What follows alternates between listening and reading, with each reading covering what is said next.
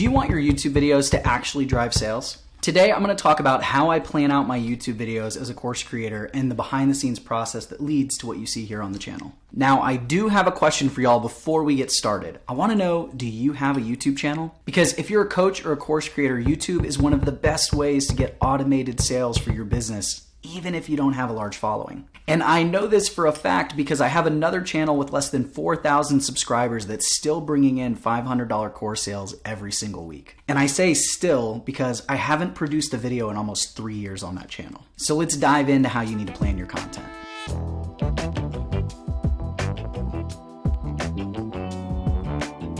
My first tip is essential if you want to grow fast here on YouTube and start making sales as quickly as possible. It's also going to make it a lot easier for you to crank out your content and take some of the pressure off about being perfect and getting everything right from the start. So here's what you need to know. It takes the YouTube algorithm 35 videos on average to figure out what your channel is about and who they should be showing your content to. Now, this is great news for you as you're starting this YouTube journey because it means that you don't have to have the perfect keyword research or title or thumbnail or idea.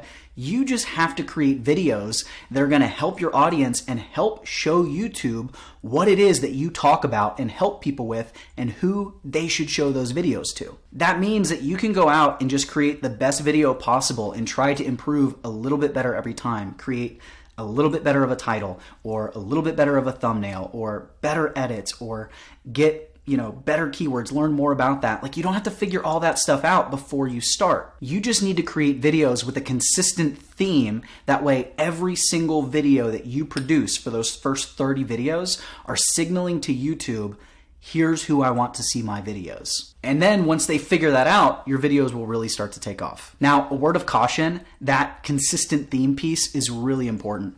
I kind of shot myself in the foot with my first channel because I was sharing everything that I've learned over the last 9 years or so as an online business owner. And so the topics were all over the place and the content was really good, but YouTube couldn't figure out what I was about. And so it took a lot longer than 30 videos to figure out who they should be showing my videos to, and it really slowed my growth. Like, if I had seen this video before I got started, I probably would have a lot more than 3,800 subscribers or whatever it is on that channel. I'd probably be making more sales too. So what kind of content should you be creating to be successful on YouTube and make sure you're creating videos that sell your program? The big thing we want to do is create foundational content. And I'm going to explain what this means in a second, but if you have a channel and you've been running it the way I did, where you were talking about a whole bunch of different stuff, then it's a good idea for you to take the next 25 to 35 videos and use this foundational content principle as well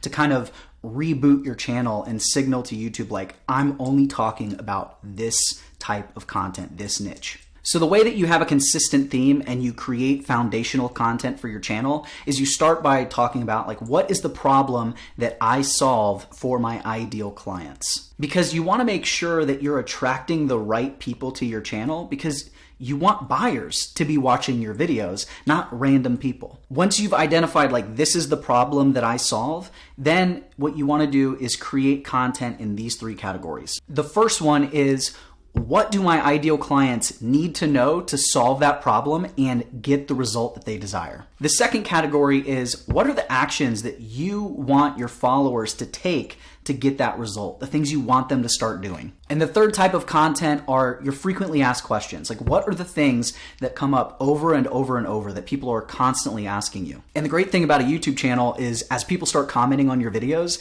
you're going to get even more of these questions, and that's just fodder for content ideas. So you want to just start creating those foundational videos and do your best, but don't really sweat too much whether they're perfectly keyword optimized or anything like that. Just get those created, because then we're going to use them in future videos. And by using, the topics, like the actual things that you help people with in both the language that you use in your video and in your titles and in your descriptions, you're going to start signaling to YouTube what you're about. Now, the third thing that you're going to do is something I call channel programming. And this really helps grow your channel, build trust with your audience, and sell more of your courses. And so the way I do this is I treat my channel like I'm a TV producer, and my channel are like all of my shows, and I want to interlink them as much as possible. And this really does two things. One, it's going to increase the watch time on my channel and on my videos, which means I'm more likely to rank, more likely to show up in suggested, and YouTube is really just going to push a lot more traffic to my channel. But it's also going to get my viewers and my followers to get hooked on my content so that they bounce from one video to the next video to the next video, and then they really want to dive deeper and jump into my program. So there's a couple of ways that I do this. The first one is that before I create every single video, I know what my call to action is going to be. And it's always going to be sending people to one of my other videos. Watch time on your individual video is a huge factor on whether, whether YouTube starts suggesting your videos to other people and whether they rank, in search. But when they get to the end of a video and they click and watch another video, that's now increasing not only their time on YouTube, but their time on your channel, which is even more favorable with YouTube. So I always try to think about what is the next logical step after watching this video and try to send people to that video, which is the next step. And a lot of times when I'm planning my content, that might mean that, okay, I have these two video ideas and one's gonna lead to the other, so I'm gonna create one video first. That way when I create the second video, I can say, next, you need to watch this one. And if you go on my channel and look at any of my videos, you'll see I do this with every single one of them. Another quick tip on these call to actions at the end, you should end your content abruptly if you want to increase the amount of people that click and watch the next video. If you start wrapping up your video and you're like, all right, that's it for today, here's what we learned, anything like that, they know the video is over and they X out. But if you finish your last point and then you end abruptly and go into the call to action, they don't have a moment to click away and it increases their chances of clicking through. The other great thing about this channel programming idea is that as you build out all this foundational content, you can start using your videos as points inside of your list type videos or tip videos. But I've already been doing this with the topics that I talk about all the time, like how to sell in the DMs without being salesy, the truth about pricing your online course, and how to start selling courses when you don't have a following. So this works really great when I do those list type videos, because if one of my points is that I think people, course creators should start a YouTube channel, then I can just kind of talk about the surface level version of that. And then I can say, if you want to know more, you should check out this video that's in the description, or I can put one of those little card things here on the video. The last thing that you should be doing is you should always have an offer in your description, and you should have multiple commitment levels for how they can work with you. If I have a course or a coaching program, say it's one that I'm selling over the phone, then I'm going to have a couple of ways to lead people to that are at different commitment levels based on where they're at right now and what they're comfortable with. So one of the first offers that I'm going to have in my description is going to be like, do you want help with blah, blah, blah, blah, blah?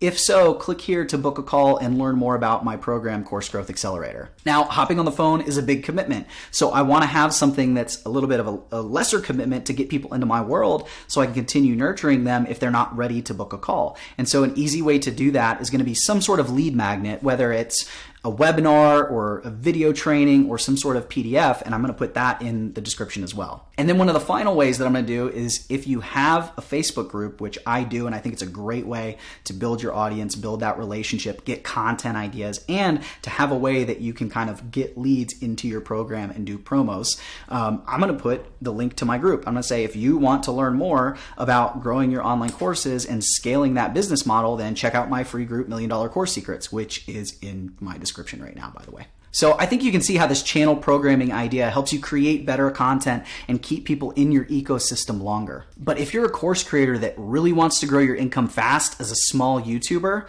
then pricing matters a lot. So you should watch this video on the truth about pricing your online course. In it, I really break down everything you need to know about pricing and how to hit your revenue goals as quickly as possible, even if you don't have a big following. And I told you I'd show you how to do that abrupt CTA. Hope you enjoyed the video.